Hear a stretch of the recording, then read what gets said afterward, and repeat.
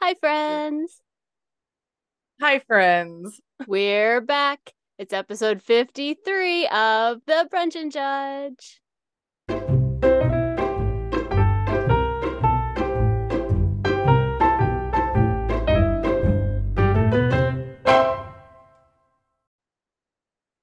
It That is means we a made it year. a whole year. We did. We're committed. You might see some new changes, some new backgrounds, because, it's been a year. It's time to do a nice glow up, to use that phrase that exists in the world for some reason. Oh no, my Yeah, we're internet gonna change connection it up. isn't stable. Hold on. That's my favorite thing to read on my computer. I know, right? I have to God damn it. Just stay with me, man.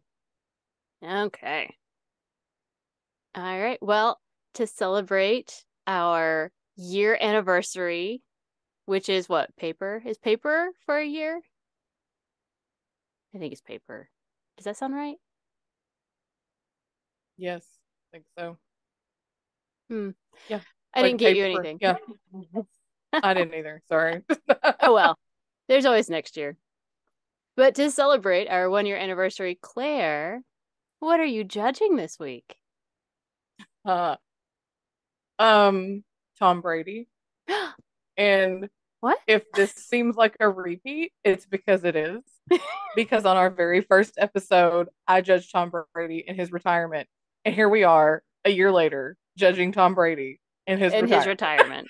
retirement. Hmm.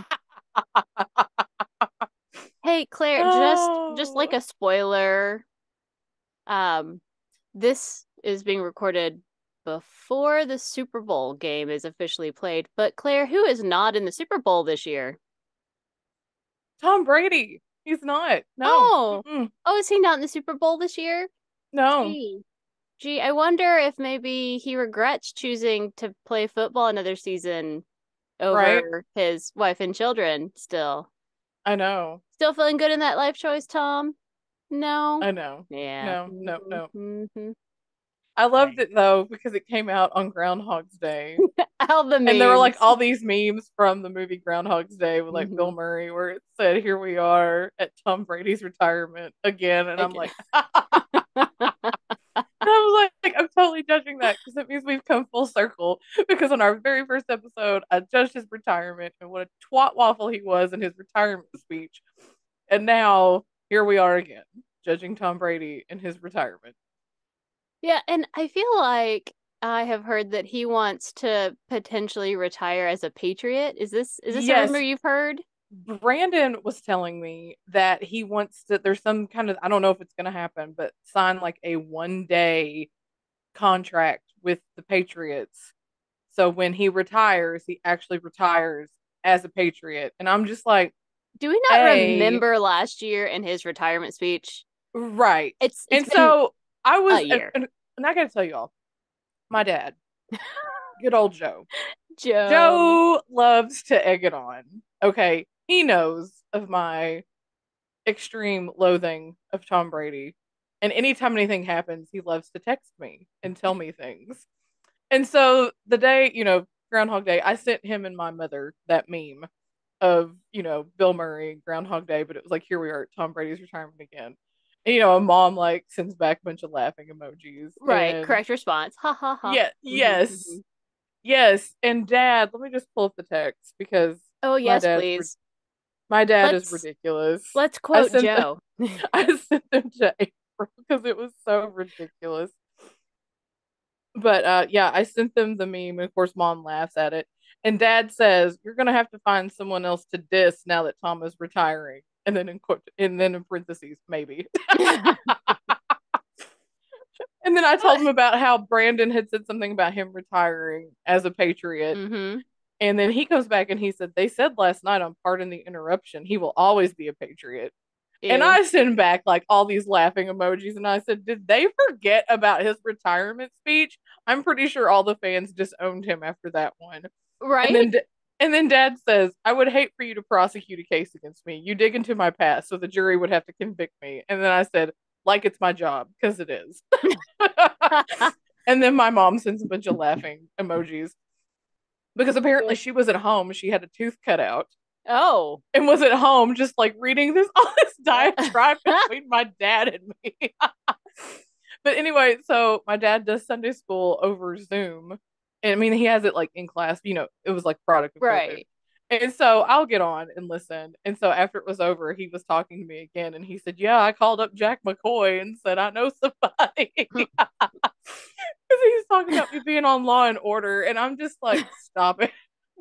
Again, And that's what I it told him. I was said, it was a year ago. last year, like Yes. the exact same time of year. Like It was almost to the day. it's I not mean, like legit. it's not like, 7 years ago when they were going through a Exactly. lot and they had a lot of feelings or whatever. And you're like, Right. oh, he's grown a lot in the last 7 years. It's been a year. He's not grown. He's still a douchebag. Like, I mean, he's Right. it's like Right. he changed not at all. He just is let me put it this way. He is so awful that even Giselle was done. Okay. Right. Okay. Even she's done. Because it was So like he came back and she's like, no. Good for her though, for putting her yeah, foot to be down. like, fuck you. Like, I'm done. I'm I done with asked you this. to do one goddamn thing. And then And you you're like, couldn't oh, even but do it. I know I can win another Super Bowl. Great. See how well that went? Right. Awesome. Good for Right. you. Hope you love that Super Bowl ring you're not gonna get this year.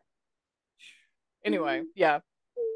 I I had love to get it. that I had to get that one last thing in there as he retired. I love it. Maybe retires, we don't know. It's So true. I mean, I assume he's gonna keep coming back until like they're like, we won't take you. Do you understand? right, like you're done. He's literally like on a cane, like, no, Because no. he's in his 40s. Like, Yeah. let it go.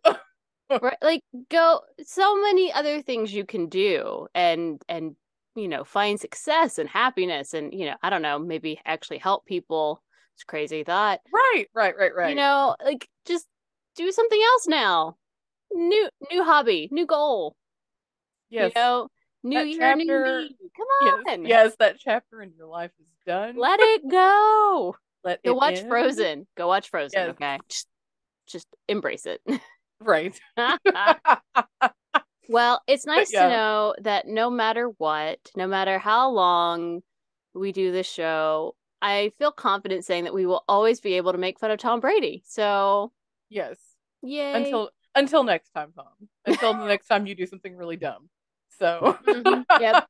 We'll wait for you. Don't yeah. worry. Oh yeah, We'll wait. we will be here. It's like that Richard Marx song, right here waiting. Oh my God, I remember that song. I Oh, have a memory because wherever you I think are. my sister really was into Richard Marx growing up. So like it feels Probably.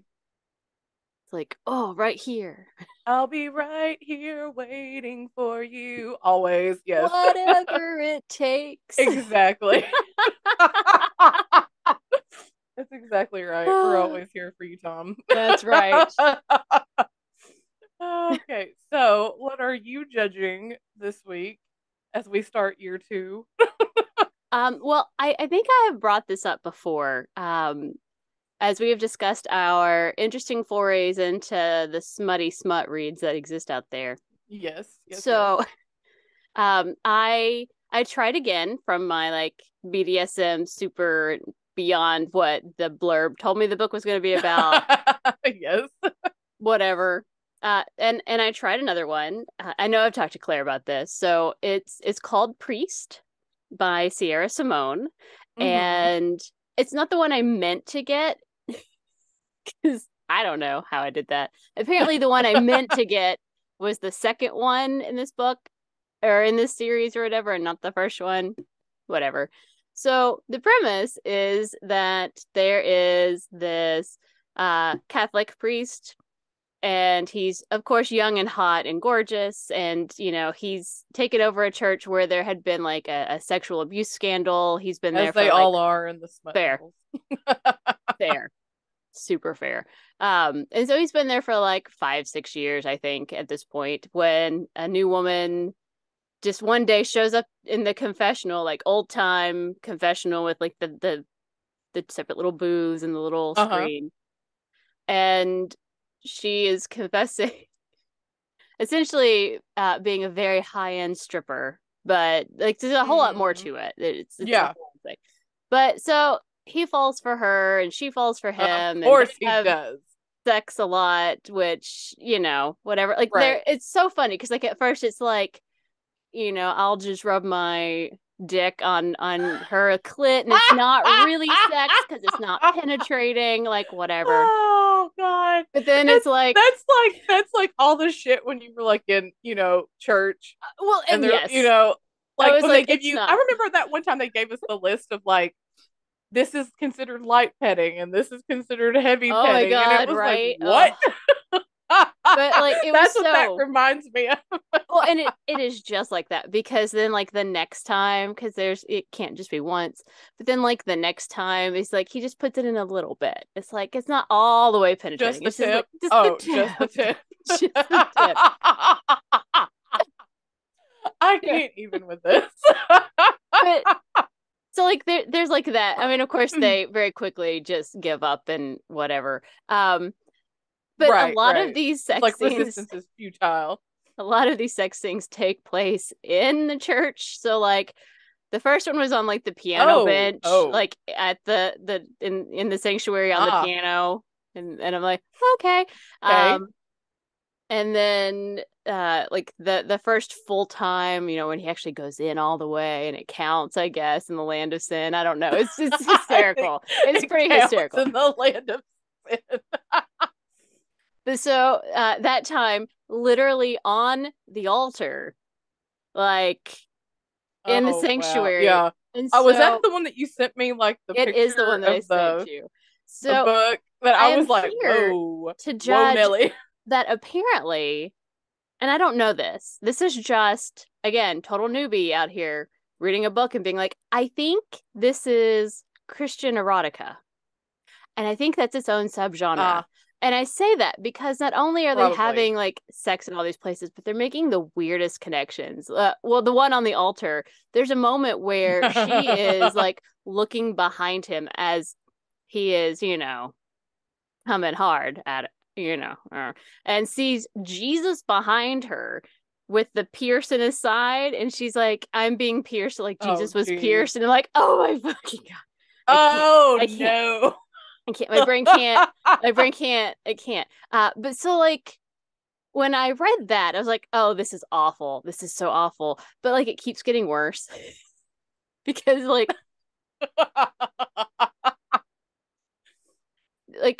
he ends up giving her a pet name, which is normal. It's a normal thing. Everybody has Okay. cute little Oh, pet yeah. names. Maybe Uh-huh. you're Pumpkin or you're Sweetie or you have some like Schmoopsy Boopsy or whatever. I don't care. Um, Yeah. of course, her pet name from him is Mm. Lamb, and he calls her Little Lamb and calls her Lamb. And I'm Oh, going, oh my God, stop. oh my God, oh my God, Stop oh my God, it. oh my God. But so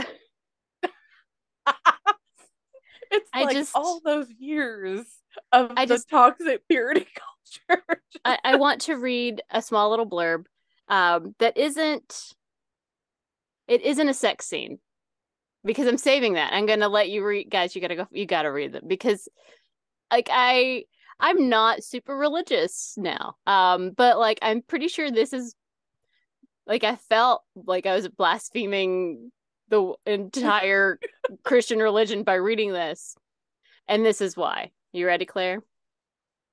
Hit me.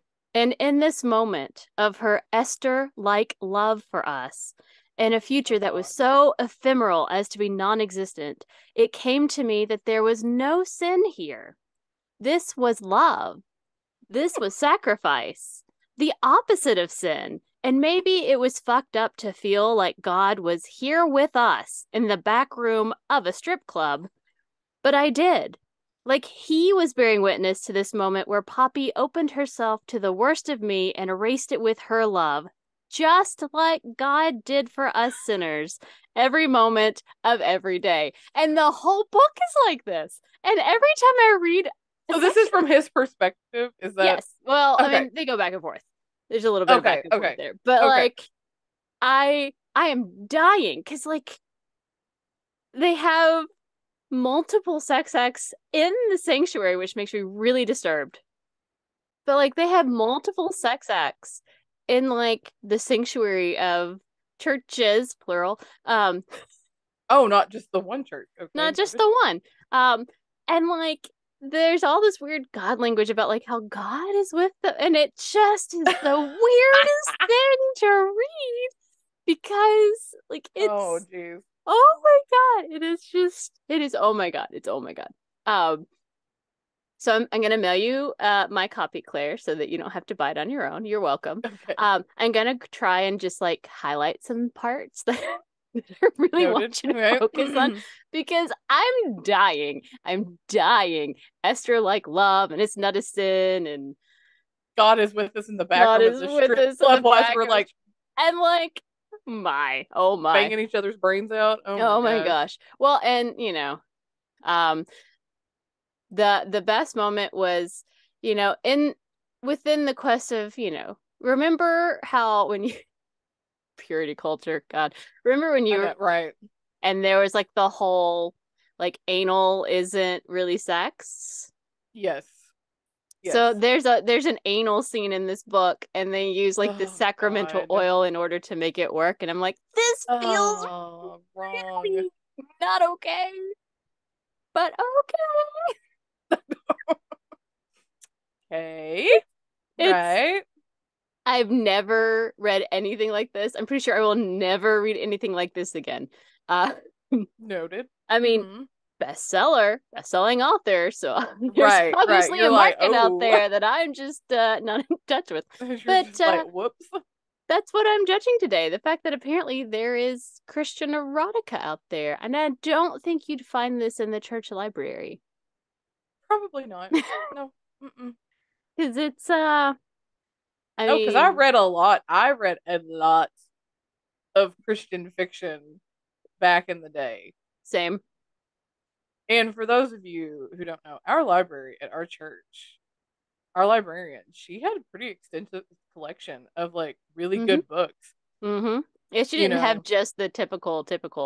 right, Um, right. Because she had like a whole section of like YA kind of Christian novels and mm-hmm. has Frank Peretti, which I really liked Frank Peretti back in the day because his books were really they didn't seem like overly I Jesus-y to me, but they still right. were like compelling enough. Well, for me, I remember, I mean, I read lots of stuff, but the stuff I remember specifically reading was essentially Bridgerton, but if they Right. were focused on like and it was like multiple like generations. I think they are the Wakefields. It was like the Wakefield trilogy or something like that. I don't remember There now. was It's been too one long. that was But it like was like it an was all of like the pieces coming together or whatever. yeah. And there I'm was sure the one that sex I scenes read weren't that anything like that, but I don't know. well, I remember the ones that didn't have sex scenes, but there was one that like went through starting with the Puritans and it was like this one family and their generations and it was like the Puritans and the colonists and Mm. it went Mhm. all the way like through like World War II. And so Oh each wow. each book was like a new and it started like the first generation had this one Bible and the Bible got passed down Oh, through the family. I don't think that's the one I read. The one I remember I think was set in England. I don't it was just it was multiple years and they, you know, it had like the family tree whatever. Yeah. Um but so I would like to just say, hey guys, if you have a church library, just saying, it's called Priest. It's called Priest. There's a lot of God language in it. Um a little different than what you're used to, but I mean, Jesus loves you. He loves you. Jesus is in the back room of the strip club. Huh? But Oh gosh. there you have it. That's my judge. No, Apparently there's that's some I'm very excited to read the second one that I meant to read, which is about a girl uh, who wants to become a nun but wants to know what she would miss if she did. And I'm like, that's fair. okay, gotcha. That's what I was thought I was getting, and That's what you thought that's you not got, what I and then you got, but were that's like, fine. no. It's fine. So I look forward to see how that goes. Right, right, right. Well, now it is time for us to talk about our topic du jour, the first topic of our new year, I mean, our new year starts in February, but why the Yeah. heck not? Our new season. We call The it a season season. season 2 of Brunch and Judge, the neon edition. The neon edition. Yes. I do love the neon. So our topic today is badass women in history, which super excited about this topic. I made a list of like 10 women that I want to do, so please don't take it off the wheel. Oh no, this one stays on. Yeah. But I do believe it is my turn to go first this week. Yes. So, Oh, and shout out to Ellen for giving us that topic. yes, Ellen, why are you so good at this? Ellen, come join our podcast. Give us all of our topics. Right. So I, of course, had to give my number one spot of badass women in history to none other than Agatha Christie. Oh yeah, she is your number one. I love her. I am sad that she was long gone by the time I arrived in this world because I feel like we would have been kindred spirits. I feel it in my soul. There are things Mm-hmm. about her that I'm like, oh my God, we would have been such good friends. But whatever, can't get everything you want. So my sources for my Agatha Christie information are from Mental Floss, her autobiography, agathachristie.com, and the random things that I've learned along the way because I've read a lot of random crap. Right. So some of it is just stuff that I just know, but I didn't have no idea where I initially You learned it can't from. remember where you heard it. Well, so a lot of her books, especially if you get the e-reader editions or like the Kindles, Mm-hmm. because I mean, I have most of them in hard copies, but if I'm reading them, I tend to read them on my Kindle so I don't damage my super special collection. Um, and so they'll often have like little mini interviews or excerpts from things or like a conversation she had as at a recording of some kind. So it's that kind of stuff. So like it's all real things. I just don't remember specifically Right. where it came from. So most of you should know who Agatha Christie is. And if you don't, And if you shame. shame, Shame. shame. That is absolutely correct. Shame. So she was a prolific mystery writer, and her career spanned 5 decades, writing 66 crime novels, 6 non-crime novels, and 150 short stories. 150. Please hold on to that. Yes. Plus all of the plays that she wrote, things that were turned from radio plays into stage plays, vice versa, film Mm-hmm. adaptations, insanity. Yes. So I want to talk to you about some of the things that I think make her such a badass woman. I mean, yes, she wrote a crap ton of things and is amazing, but there's all sorts of fun things about her that you wouldn't know unless you were insane and obsessed like me. April's So a stalker. You can't stalk people who are dead unless you count my Ouija board, and you can't count that. Can't count the Ouija You board. can't count the Ouija board. I'm sorry, it doesn't work that way. So, an interesting thing about Agatha is that her mother was really against her learning to read, What? right? Really? She Wow. just was like, nope, not really into it. By the time Agatha was 8 years old, she taught herself how to read because her mother just was like, no, Good for you don't her. need to know that. That's not important. Good for her. Um, for her life, she was mostly quote unquote homeschooled. Her mother refused to give her any formal education, which to some degree is sort of normal, but not really. I mean, this is early 1900s, so like Right. should have been learning these things Right. because she wasn't like, I mean, she was an upper class woman, so she should have. But I mean, I'm sure she learned how to embroider. It's very important. Right. Needlework. But when Agatha was 15, her mother finally allowed her to go to Paris to be quote unquote finished. What the fuck does that really mean? Is it like a finishing school? Yeah, like I think it again is Like just where like you like learn your table manners and all that nonsense? make sure you know how to bow in front of the correct people and blah blah blah. I don't know. It seems Right. pretty asinine to me. Right. Make sure you walk with the book on your head. Nice and flat. Right. Um, another, so like, I think that's beyond fascinating. Just like her mom was kind of like, no, you don't need to learn how to read. You don't need school. You're fine. You just need to marry somebody and Marry embroider, well and live your life. Yeah. right? So one thing you may not know, so her very first novel was The Mysterious Affair at Styles, and she Mm-hmm. wrote it on a dare. A dare. A dare. Her Okay. sister Madge dared her to write a novel, a detective novel. Uh-huh. And so she did it. And I'm like, that sounds right. Your sibling dares you to do something. You're like, fine, I'm going to do it. You're like, bet. Yes, bet. So, like, they had been sitting around, they had read, I don't remember the guy, some white dude, because, 1900s, Right, right. some white dude had written a detective novel and they read it and they were talking back and forth about it and arguing about things. And her sister Madge was like, I dare you to write a novel. I bet you can't write a detective novel. And she was like, bet. Right, exactly. That's how that went down. Yes. Her manuscript was rejected 6 times before it got published. So 6 publishers No. were like, pass. And what was interesting is when a publisher did finally agree to work with her, they made her change the ending. So Oh, really? this is really important because it's another thing is like, you're not going to know this unless you're obsessive like I am.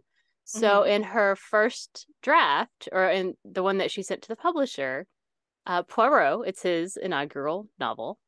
Poirot Mm-hmm. is essentially revealing who the murderer is in a courtroom scene. Like he's interrupting a trial and Okay. being like, no, no, no, and blah As blah blah. Proro would do. Except the publisher was like, that's not how things work. You couldn't do this. This is unrealistic. You have to change this. Oh, please, like they would tell a man that. Fair. Um, I but mean, so, and I'm like, maybe that's true. English courtrooms are probably more ridiculous than I think. She ended up changing it. So the main family of the story are the Cavendish family. And so the big reveal ends up taking place in the Cavendish family's London home. And essentially, every member of the family, and anyone who could have been a suspect are all rounded up. They all come over and they hang out basically in like the living room. And Poirot yes. does his big like reveal, but like it's that whole, like where he's basically accusing a person and then be like, but it wasn't you. And But then it, well, yeah, accuse the like person, it this wasn't is you. how it could have been you, but it wasn't. And it Yeah. could have been, yeah, one of those. And people hadn't really written that way before. Like that wasn't a thing that was done in novels. So she made that shit up and then it stuck. Nice. Because it's not only did she continue doing that with Poirot, but that is a huge trope today, even Right, with a right. lot of detective stories. It's you gather them all up and then you do the big reveal slowly. Right, You're right. telling the story and it's a whole Yes. thing. And I'm like, damn, look at her. She's just doing shit. She's like, I do Um, what I want. the character of Poirot was actually based on a real person. Okay. So after she got dared to write this book, uh, she was looking around her life for inspiration, and it was again early 1900s. Germany was starting to be awful. Austria, Hungary, all of the nonsense that started World War I, whole big thing going down. There were a lot of people fleeing that area, so a lot of Belgians had actually left to come to England to Mm-hmm. avoid living in future war zone. Right. And one day she saw a Belgian man getting off of a bus, and she described him as being a bit odd looking, having curious facial hair and a quizzical expression. And that became her inspiration for Perot. It was like, basically, This random this Belgian guy guy, got off a bus, this and she's like, there he random is. Belgian refugee. And Mm-hmm. And there are moments when I'm just like, I feel her. In The Mysterious Affair at Style, Coco is one of the ways that she may or may not have been poisoned. I will not ruin it for anyone. And the publisher made her spell it Coco, Coco, instead of COCOA, like you spell Instead cocoa. of like COCOA. And because Why? she was, a new novelist or whatever, she was like, okay, that's not right, but whatever. But because it was spelled COCO, there were people who read the book and they thought that Agatha Christie herself was not a good speller. And like it Uh, hung around for a long time for her, and she was like, it's most unfair. And I'm like, yeah, yes, it is 100%. most unfair. That's the nice Yes. thing to say. But so, first book, it had highs and lows. She ended up earning, I believe, 25 pounds for that book, which Okay. nice amount of money. I mean, woman Yeah. novelist out there. You go, man. You go. Okay, another super fun, cool thing that I think makes her badass. She disappeared for 10 days, and it's still a mystery. No, no one knows. So, Did like, you not watch Doctor Who? yes, I did.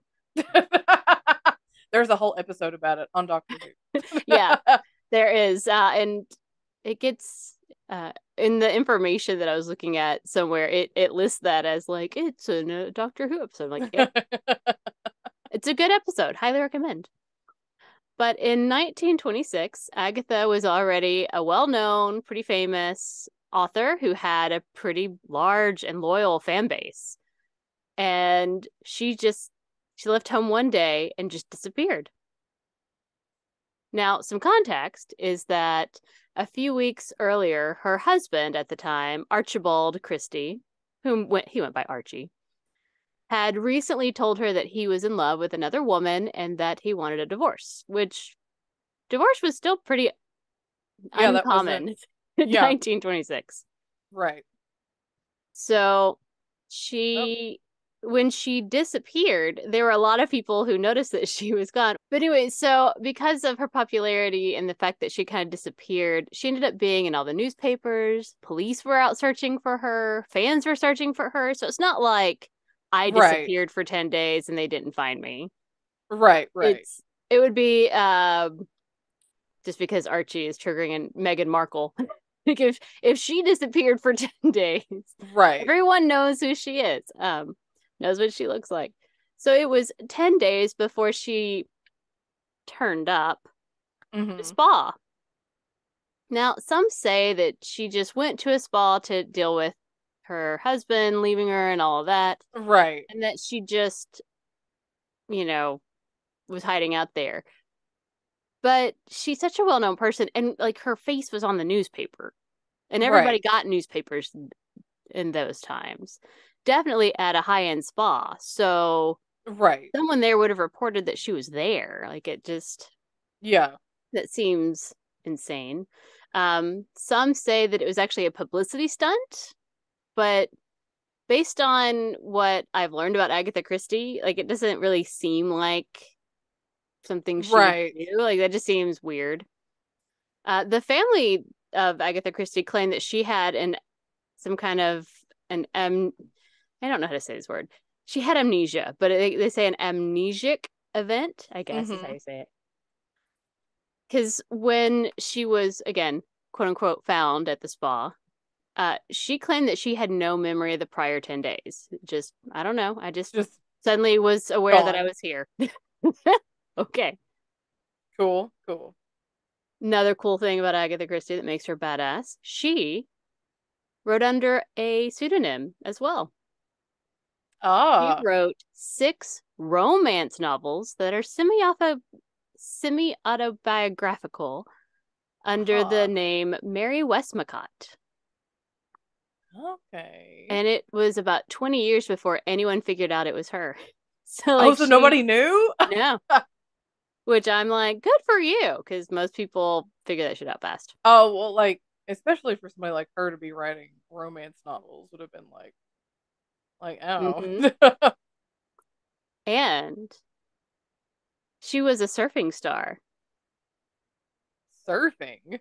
She's credited as being the first British woman to learn how to surf standing up. What?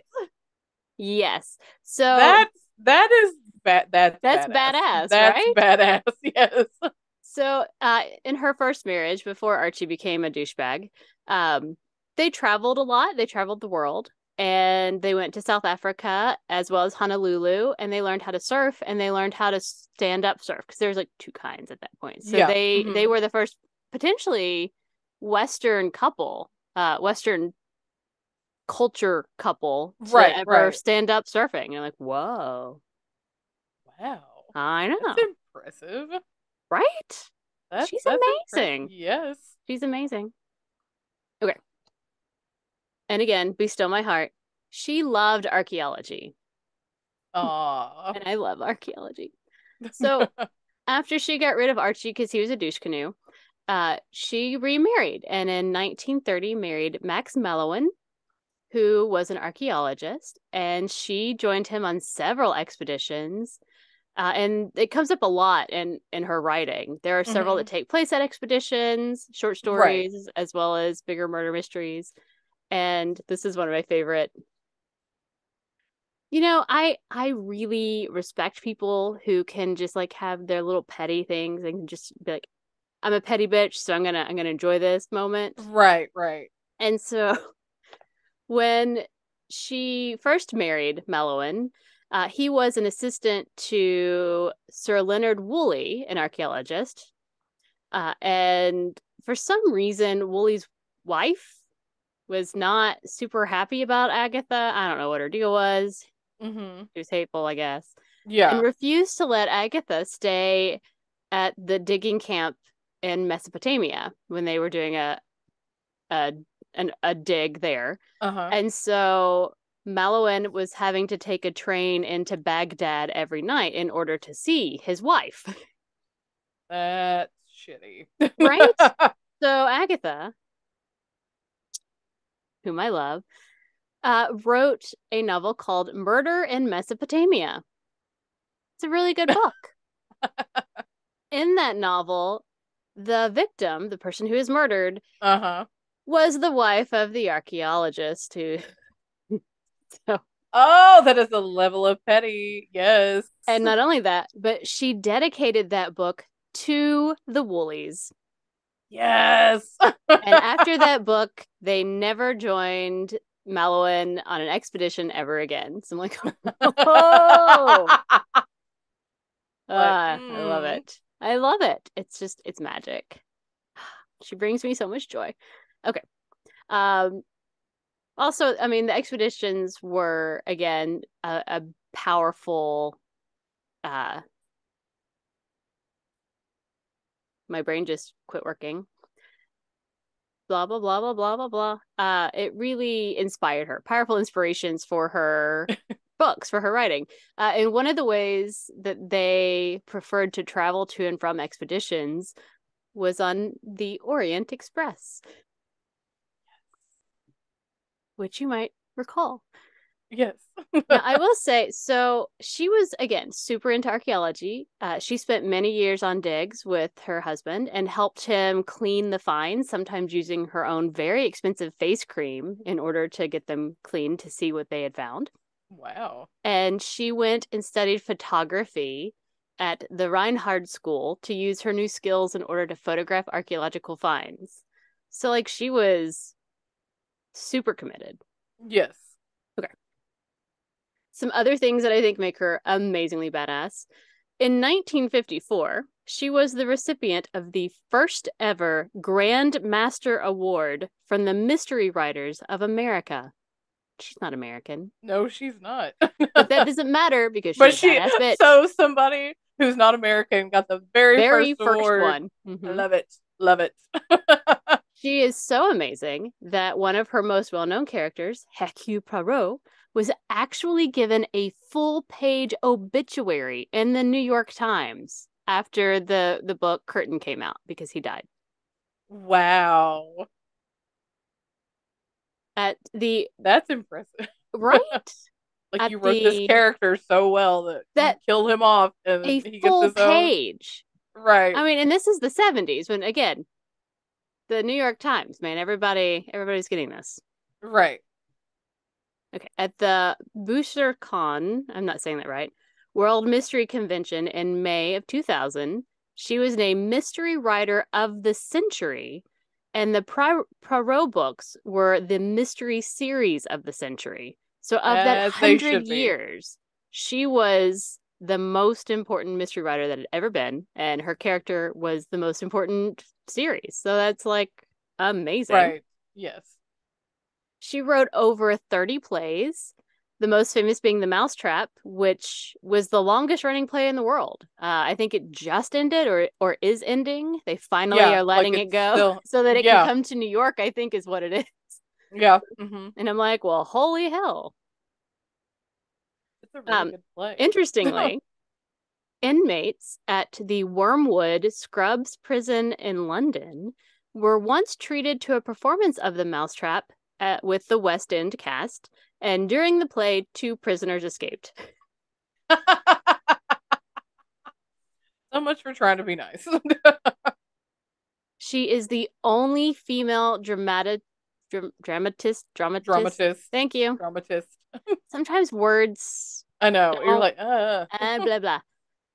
The only female dramatist ever to have had 3 plays running simultaneously in London's West End. Wow. And her name appeared every day for the last 53 years in every newspaper with a West End theater listing, other than the 2020 lockdown. Damn. So, like, Damn. and then when she did die, 76, I believe, the West End theaters dimmed their lights for an hour. That is how important she was. The whole West End theater district honored her. Wow. Yeah. And that's not even what she's most well known for. Yeah, because it's like, yeah. Um, this is just one of those things that makes me go, yes, yes, we're kindred spirits. As a child, Christie loved the lavish feasts that were prepared at Christmas. She would engage in eating contests with a friend and never would get sick. She was like, I can eat it all.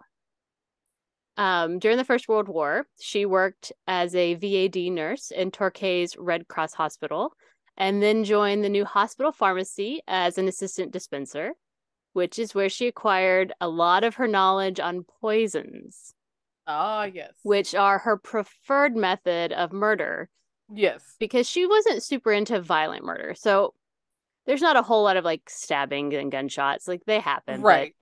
way more poison, maybe some strangulation here or there, conked him on the head with the bludger, that kind of thing. Right. Right. Yeah. Um, this is really cool. While at the Torquay pharmacy, she realized that a chemist had made a mistake in his calculations and put too much of a dangerous drug into a batch of suppositories. Oh. Knowing that he wouldn't like to be corrected, she instead knocked the medication to the ground and stomped on them to make them unusable. Wow. So she probably saved some lives. She was also a dog lover. Her first dog was a Yorkshire Terrier puppy, which she received as a birthday present for her 5th birthday. And she was so overwhelmed with happiness that she couldn't even say thank you. Aw. The dog was named Tony, but his full name was actually George Washington.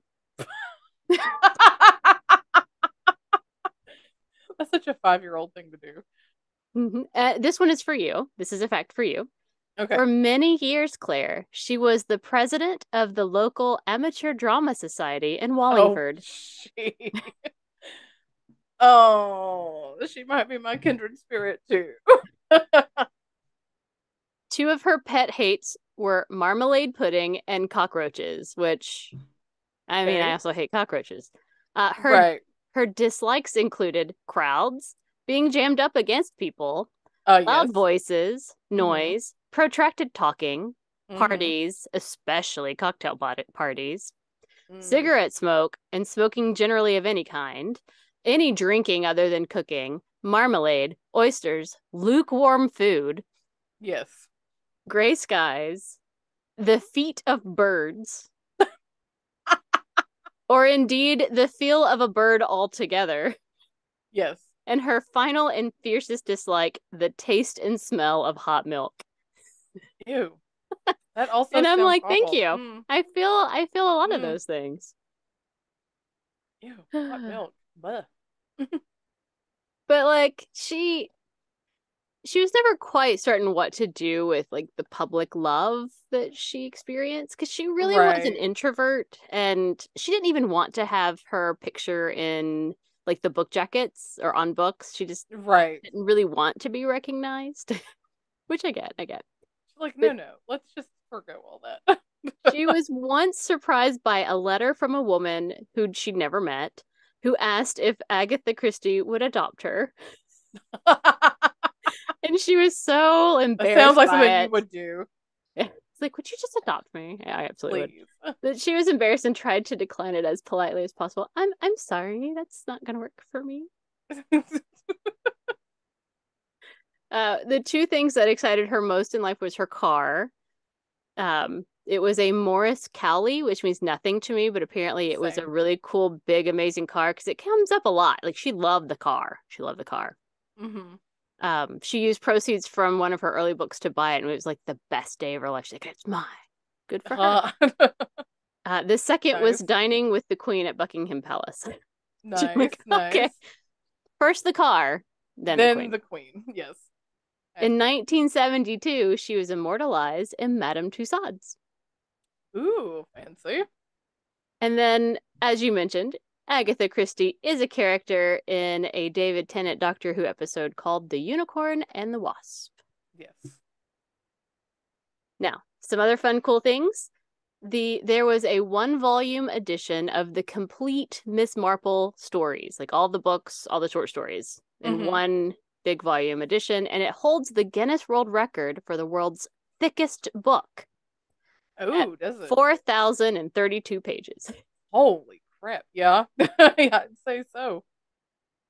Um, her novel, The Pale Horse, and its vivid description of poisoning helped lead to the arrest of a real life serial killer, Graham Young, in 1971. Wow. Right? That's, yes, that's Like, impressive. damn, man. Yeah. She's amazing. Like, I mean, yes, she's a prolific writer and all, but like she herself was just amazing and her work did so much, like not just entertain. I mean, Right. hell, she stopped a serial killer. I know. She's had more than 2 billion books published and is outsold only by the Bible and Shakespeare. And we know no one's reading the Bible or Shakespeare. They just sit on your shelf. Yes. They look pretty. So she has been published in over 100 languages, making her the most translated writer of all time. And my favorite badass thing about her is that she was she was in a mystery writers group. They had like a small little group of them that were, Hmm. mystery writers at the time, and they had all these quote unquote rules that they couldn't break in writing because it makes it unfair to the reader or it would make them Right, right, angry, blah blah blah. And she basically was like, fuck that shit. I'm gonna do what I want and did it right. anyway. So she created a lot of the tropes that we still see today. In fact, and then there were none is probably the most used trope that you see repeatedly. And I read the last book I read was Daisy Darker by Alice Feeney, and Uh-huh. it is very much and then there were none. They're on an island. People keep dying. There's a weird poem happening, Hmm. and like they even acknowledge it. She gets acknowledged a lot in these books of this is basically right out of an Agatha Like Christie a Christie novel, and you're novel. Yeah. like, it sure is. Yep. So, I mean, we our mystery tropes today from movies and TV shows, like the Knives Out, the Right. characters, everything about them, most of them are taken from the tropes that she created back in the early 1900s that are still around today. She's amazing. She's badass. And she is my badass woman in history, man. That was excellent. I Thank loved it. you. God, I love her so much. I love her so much. I named my cat Agatha You did. Yes, you did. because she's Also known amazing. as Bagatha. Agatha, that is correct. She likes the bags. All right, Claire. I'm going to Yes. turn it over to you. What badass woman in history have you brought us today? I'm going to be talking about a group of women Ooh, known as the Night Witches. the Night Witches. Can I be a Yes. Night Witch? I feel like I want to be one. They I don't weren't even really know anything about them, but I'm like, they weren't it's a, really witches, it's but a cool name. it is a cool name. So I'm going to give you some free stuff to get into this. All right. So come back with me to before World War II. Oh, good. We were kind of right in the same time period We this time. are, yes. How cool is that? I know.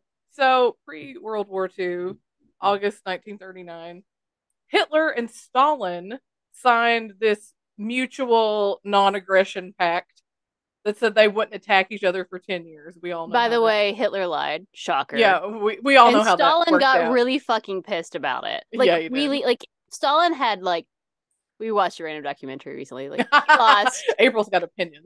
well, he lost like 300,000 troops because he was pissed at Hitler because they didn't have to. He could have just Right. paused.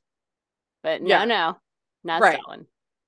But it was called the Molotov Ribbentrop Pact. Anyway, shortly after, Hitler invaded Poland. Yep. England and France declared war on Germany, and thus was the start of World War II. So, Yay. yay. So in May of 1940, Hitler began his Blitzkrieg lightning war attack through Western Europe. In 6 weeks, Germany conquered Belgium, the Netherlands, Luxembourg, and France. And so after that easy deal, only took him 6 weeks to take over all that. Mm-hmm. Um, he set his sights on the Soviet Union because he's an idiot. I know. but Like, I actually think back sometimes. If he had left Stalin the fuck alone, right, we'd all be right. speaking German by now. I mean, perhaps, yeah. So, toward the end of 1940, Hitler began planning, it was called the Fuhrer Directive 21, which was his plan for the invasion of the Soviet Union. And its code name was Operation Barbarossa. And yeah, No. yeah, yeah, Operation Okay, okay. Barbarossa. Sure, sure, sure. Keep going. Yes. Launched June 22nd, 1941. And it was the largest invasion force of World War II. And around 80% of the Wehrmacht, which is the German armed forces, were involved in this. The Okay. rest were still left back over. The other 20% were back over in the rest of Europe. Right, right. So this is happening. Stalin refused to believe that Hitler was planning this attack, Mm-hmm. even though there were like several warnings, signs, all that. So he didn't prepare for any kind of invasion. So the Soviet Union was caught totally unprepared for this. And Germany was able to gain early advantage by simultaneously attacking Leningrad, which was in the north, Moscow was in the middle, and Ukraine to the south. And by the end of 1941, Soviet army was struggling and they were desperate for help Mm-hmm. Mm-hmm. because Stalin is an idiot. Oh God. You're not wrong. Right. So, You're not wrong. yeah. Mm-hmm. During this time, many women were tired of seeing their standing by and just watching this war, and they wanted to help fight. They didn't want to just sit at home doing nothing, watching their villages be destroyed. So there was a woman, her name was Colonel Marina Reskova, and she's known as the Soviet Amelia Earhart. And she Hmm. was famous because she was the first female navigator in the Soviet Air Force. And she had her long distance flying records, kind of like Amelia Earhart did. And Mm-hmm. so she began receiving all these letters from across the Soviet Union from women who wanted to fight in the war, after losing their husbands and brothers and sons and seeing their homes and villages destroyed. They wanted to help. They're just tired of staying at home. So Reskova, based on all these letters that she received, she decided to petition Joseph Stalin to create an all-woman fighting squadron. Hmm. And on October 8th, 1941, Stalin issued orders to deploy 3 all-female Air Force units. And that was the creation of the 588th Night Bomber Regiment. And every person, pilots, commanders, mechanics, all of it, were women. Wow. And so they were the first nation to allow women to fight in combat. Wow.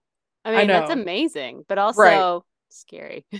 Right, right, right. So after this there was 2000 applications, and Riskova chose around 400 women to be enlisted between the ages of 17 and 26 years Hmm. old.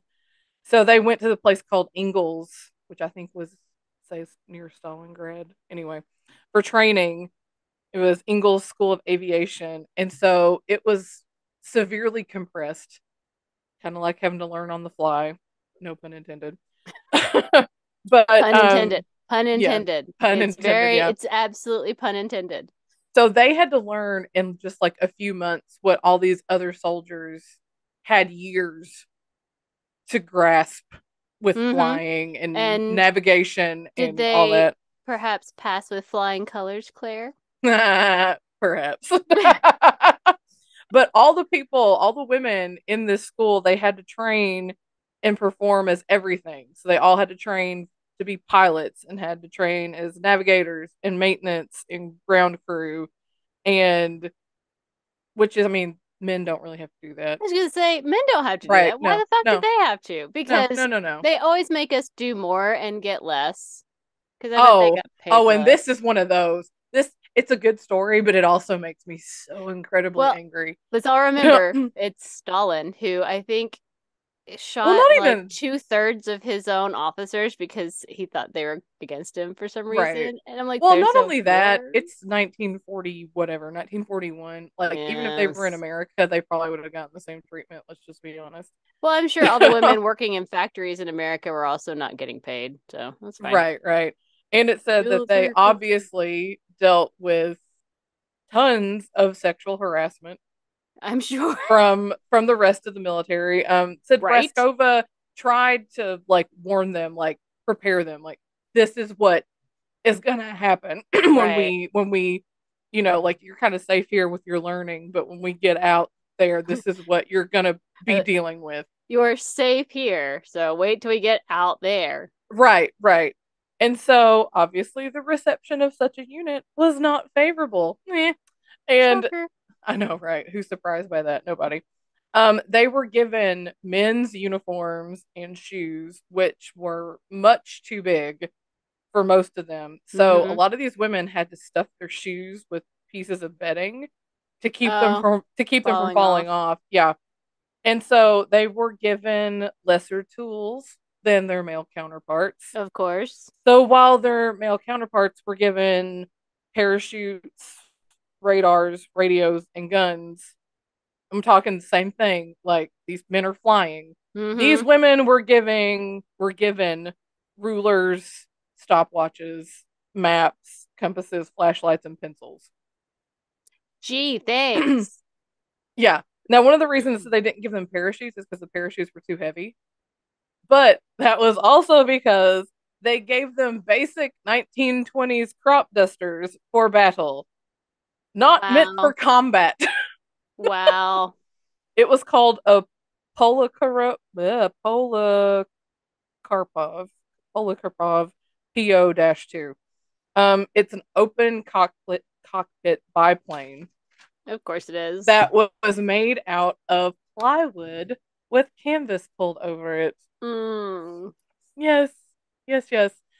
No protection whatsoever from the elements, course not. and the pilots and the navigator would have to endure sub-zero temps and risk frostbite. And it said that, because Russia can get really cold. Yeah.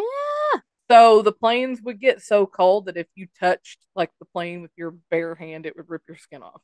Oh my Like, God. your skin would freeze to the plane. Like, that's Oh how my cold we're God. talking. Yeah. And so they had no defense ammunition. So no guns to like fire back. And if they were hit by a thing called tracer bullets, which had a pyrotechnic charge, They the would catch plane on would, fire. yeah, they would burst into Yeah. flames. So the planes themselves could only carry two bombs at a time. So they And would they're have literally to holding them in their laps at this point, right? To just kind basically, of check yeah. them I mean, over it was with. like one on My each God. wing. Yeah, one on each wing. That's it. Yeah. And so they would have to make multiple runs or missions Mm-hmm. when they're doing this in one night. And the average was 8, but there was a lady, her name was Commander Nadiza Popova, and she did 18 missions in one night. Holy hell. 852 total. Wow. Yeah. And so the weight of the bombs on these aircraft would force them to fly at lower altitudes Mm-hmm. so they would be seen. So Mm-hmm. that's why they only flew at night Good. because they Okay. couldn't get high enough. The pilot would sit up front and the navigator would be in the back, and the first few planes would fly in to attract German spotlights and get the light on them and send up Mm-hmm. flares to light up the enemy camp or target. And then the following plane would idle its engine so you couldn't hear it and would glide above the target area, and that was like considered stealth mode, and drop the bombs. But as it's gliding, like I said, the planes would make this like swooshing sound Mm-hmm. that was similar to a broom. And so the Germans Oh. started calling them Die Nachthexen, which is night witches. The night witches. I get it. I get it. Yeah, the Germans started calling them night witches. So Die Nachthexen. And the Germans were afraid to light cigarettes because the light would give their position Oh away. wow. And the night witches were feared and hated so much by the Nazis that any airman to shoot one down was automatically awarded the Iron Cross medal. Wow. Like, just had to shoot one down, you Huh. get an Iron Cross. And part of the reason why they were so hard to shoot down, they didn't have radios, so they couldn't be traced with a radio locator. Mm-hmm. And the planes were too small to show up on radar. Mm-hmm. So they didn't show up on any of the enemy's radar. And the fastest speed that these crop dusters could go at was slower than like the stall speed of a German fighter. So it's like they could not go slow enough In order to to, get them, right. yes. So it was really hard for them to shoot them down. Huh. Huh. And Germans had theories of the night witch's success, which one of them was that all these women were criminals who were master thieves, and they had been sent to the front lines as punishment. Uh-huh. Sure, sure. Yeah. Number two, they had taken special injections that made them see at night. Ooh, it's the I'm like, Avengers. right, I know, that's why I was like, this is Captain America bullshit right here. Oh man. But it said that they didn't list all of their commandments, the night witch's commandments, but number one was be proud, you are a woman. And I'm like, that's pretty cool that they're like, own it. Own Yeah. that you're female. Don't Yeah. Be back proud. down. Yeah. And so when they're downtime, they would still do like women stuff, like, kill Nazis by night. But Mm-hmm. during the day, they would do their needlework, patchwork, decorate planes, and You know, dance. make some lunch. Yeah, yeah, Bake a pie. Normal, right, normal life. And at right. night. I know. And so they did this throughout the whole time that Soviets were involved in the war. Would go and do Wow. these night missions over and over and over again. Like I said, they'd have to drop a bomb, run back, load up, go out and drop some more bombs. I I see, mean, that's really cool, and it was not mentioned at all in the documentary I was watching. Hmm. and I don't ever remember learning about this in school either. Like I remember learning about like the first person that you named that was what's her name? Marina That's like Reskova. the Amelia Earhart. I've heard of her. I don't know that I learned about her in school, but I remember Yeah. hearing about her. But I didn't realize there's a whole like squadron of them going, "I'm gonna take you down, bitches." Yes. Yes. And so their last flight was May 4th, Mm-hmm. 1945. And they flew within 37 miles of Berlin and then did their bomb thing. And then Germany surrendered 3 days later. Yep. So they flew over 30,000 missions. 800 averages about 800 per pilot slash navigator. Wow. 32 pilots died. 24 pilots were awarded with the Hero of the Soviet Union. Hmm. And Marina Reskova died January 4th, 1943, in combat. She was flying a plane. And she was given the first state of war funeral for World War II, and her Oh, ashes were buried in the Kremlin. wow. That feels very anti-Stalin to me, but all right. Right. I'm like, is it that the Soviets are being a little bit more progressive than Americans right now? You know what Yeah, I mean? it's okay. A little bit. Okay. A little bit. Yeah. The regiment was disbanded 6 months after World War II ended. Mm-hmm. Camera. It just wants to party. It does. It does so bad. Despite them being the most highly decorated unit in the Soviet Air Force.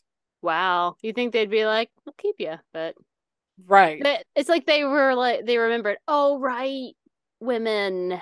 You're like, oh, you all You don't have need a to go penis. do like some go bake and I clean. know. They're just like, oh, you don't have that extra appendage, so you're not Go make some special. babies. We need babies now. Right, right, right, right. And they were excluded from the Victory Day parade in Moscow because it was decided that their planes were too slow. Aw, fuck that Right. shit. And that's like why I get really mad. Because it's like, Mm-hmm. mm, Mm-hmm. they came in and saved your fucking asses Mm-hmm. because you all were fucking losing. Mm-hmm. You're lucky that you had women that wanted to help That and yeah. fight and That wanted to were like, participate. I'll die for this shit. Everyone else is dying. I'm gonna go fix some, Right. get some women. They'll fix the problem. That's what we do. I know. And it's just like, drove me crazy because it was like reading, you get lesser equipment. You can't protect Uh-huh. them. Because it was like they didn't have guns on those planes to shoot back. Um, I mean, you Mm-hmm. could shoot right through. It was just plywood. Yeah. It wasn't like it was any kind of special anything. And so then they had to manually navigate. They had no like equipment that's in like a normal airplane back then to Mm-hmm. like navigate any. So it was like basically they're flying blind. Boy. So you had like your navigator in the back who's got her map and her compass. And that's how you're that's in the dark and it's freezing. And And it's so cold you're gonna get frostbite. and you had to learn all this in like a week. So Yes. I mean, to me, I was just like, damn, these women were like, talk about badass, yes, you know. absolutely. So that is the story of the Night Witches in World War II. I love them. They're amazing. I love that they became the night witches because their planes made a broom sound Uh huh. in the night. And it's like, can you imagine being a German being outside like, I hear broom. The It night was just like witches this are whoosh, coming. like a broom sweeping, like Yeah. it's this whoosh sound, and they heard that was like the only indication that they had that these women were over them with the bombs Mm-hmm. because they could idle their plane, and there was no engine sound whatsoever. So Crazy. That's crazy. I it's love like it. they went up against all the odds, all the hard stuff. I mean, it just, yeah. I'm like, wow, kudos to you, Soviet women, for being badass women in history. That's right. And on that note, I would like to read this week's sweary Swearing affirmation affirmation. This week's story affirmation is, you are not alive to please any motherfucking twat waffles. Love. And that feels like the correct thing for badass women in history. It does. So there you have it. That was amazing, Claire. That was amazing. I loved that. You're welcome. Oh yes, my sources were Oh, hey, your Wikipedia. sources. Yeah, my sources were Wikipedia, history.com, and all that's interesting. Very cool. Very cool. I literally Googled badass women in history. Did the same. I did the same. I did the same. And I came up with this great list of all sorts of people, and I was like, but I just want to do Agatha. It's just who I need to do first. So there You're you like, are. she's the one. She's mine. She's mine. But I guess Yep. that means that it's time for Yes. tarot time with April. A spooky spooky. Claire, tell me when to stop. All right. Do do do do do do do do do. Doing the tarot card shuffle and not gonna drop the cards. Doing tarot card shuffle. Stop. Should write a theme song for this segment. You should. All right.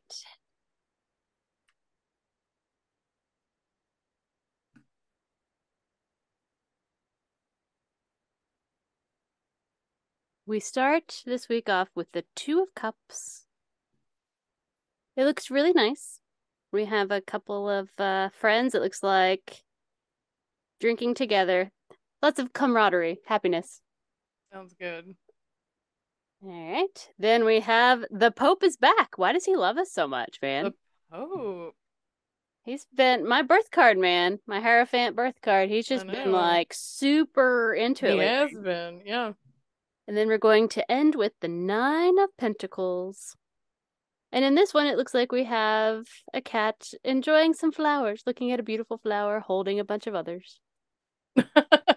Nice. Our Two of Cups. This is partnership. I've got your back and you've got mine.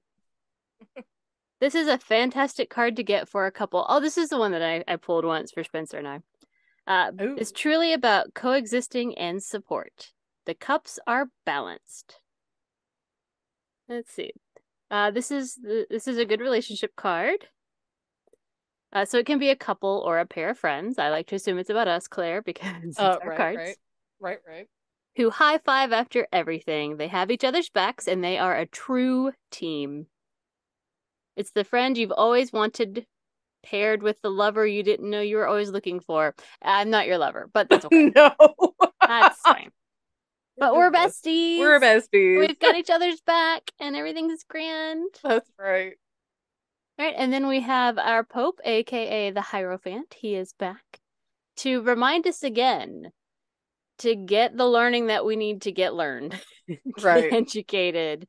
Get so that we can know our shit, basically.